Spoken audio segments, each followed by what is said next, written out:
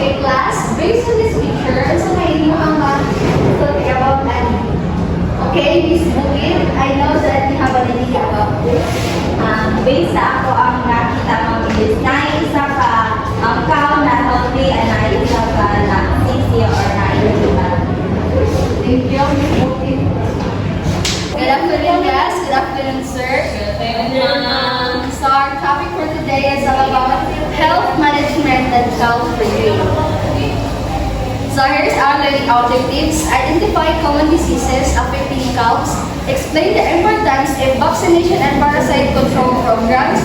Appreciate the importance of animal welfare and biosecurity in livestock farming.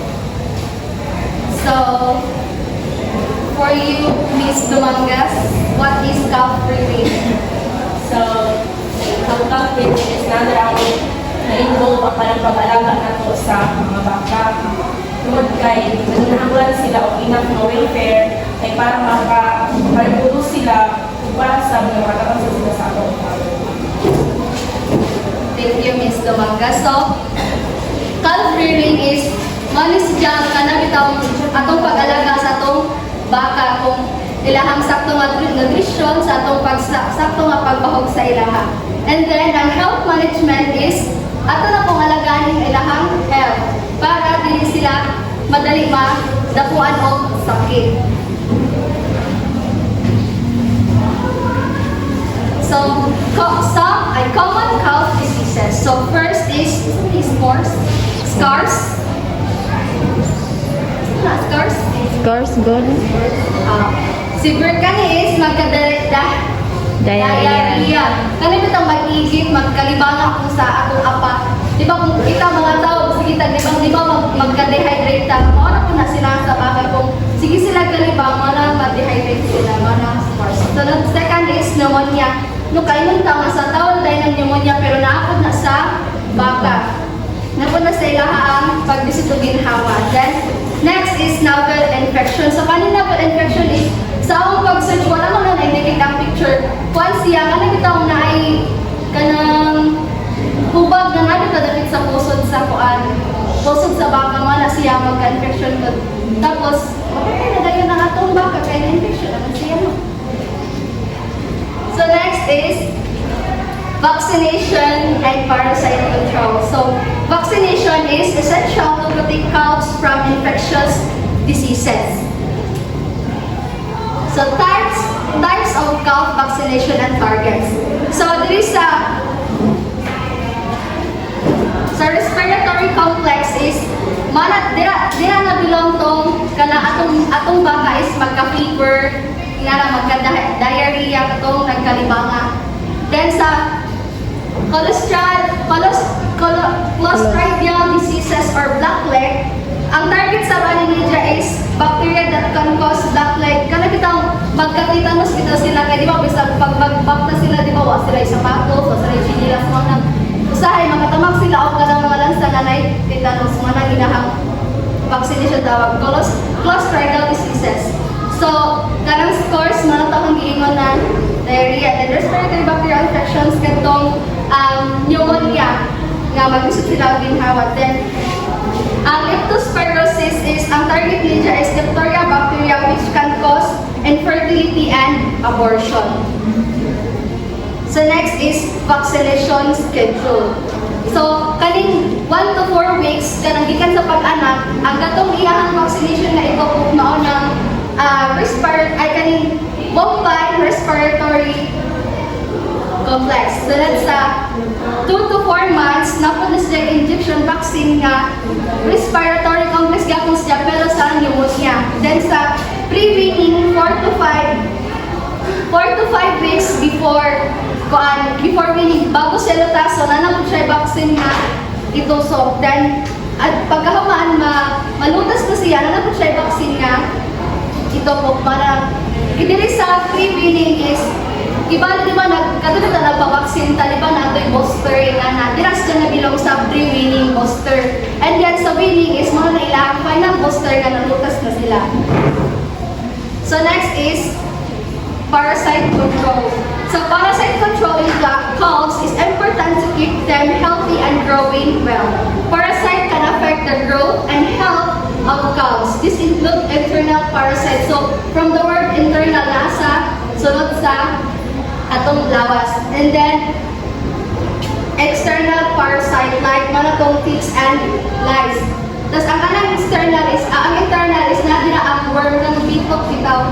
Wala. Tapos ang sa external, manatong mga pupo. So, strategies of nahagin ako. Strategies of internal parasites. So first is strategic deworming. Kanina na kung sa tao na pwede deworming, di ba kay pagpaano ko tao may dito sa putihan, mga na sa baka, anak sila paano nga ipakuan sa ilahang baka, ipatumor pa na para ang katong bito ka na sa ilahang tiyan, magawas na ito siya. And then, clean pasture management, kani is ang kanang pagpabilin na limpyo bitaw sa ilahang kanang siksibanan ba aron healthy sila, no?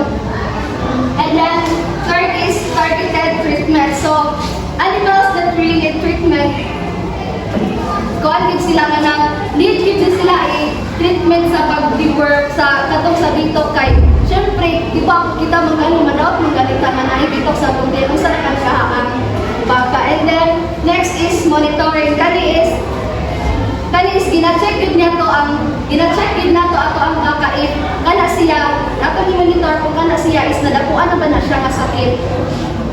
Then next is strategies of external parasites. So environmental control. Agkan imo na giingon na katong pagpabilin nga limpyo ilahang environment para dili sila magkadali og sakit.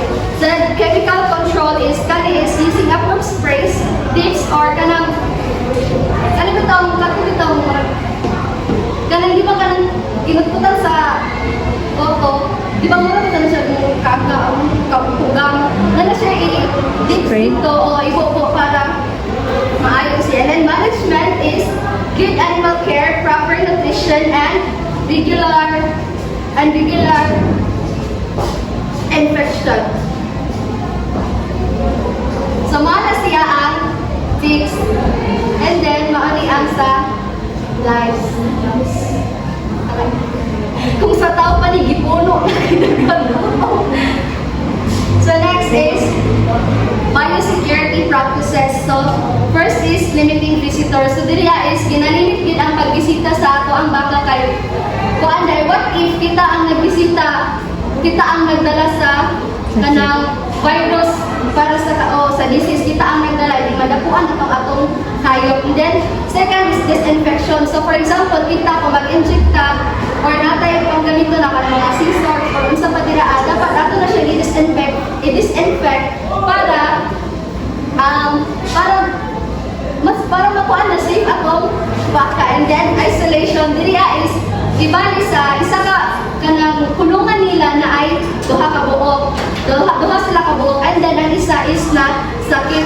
So kato sila duha ibuwag to sila para ang isa dili pod madakuan sa sakit, ibali i-quarantine siya. And then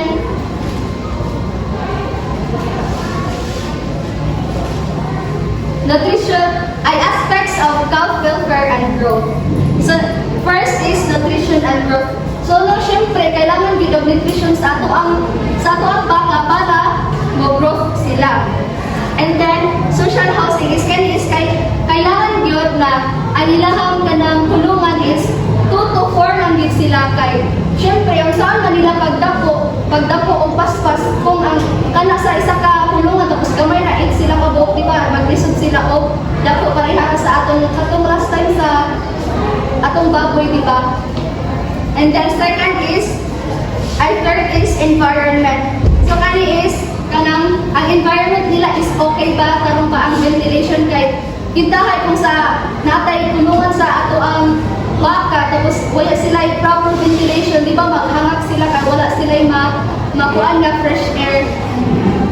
And then feeding management. So dili is pag kanang maglutas ka bitaw na, di ba kung sa tao pa sa mga nanay is di ba uban ilahang tutoy utangan o kanang panyawan or lipstick para dili lang mututoy ang ilahang baby. Pero dili sa once siya, makita kanang ginakuhaan lang ibali sa pagbakong anak 4 bottles a day ilahang ipakuan sa ilahang baka hangtod sa maglutas diba 1 to 4 weeks ibali 4 bottles tapos 2 to 4 months 3 tapos after siya lutason 4 kan ka bottles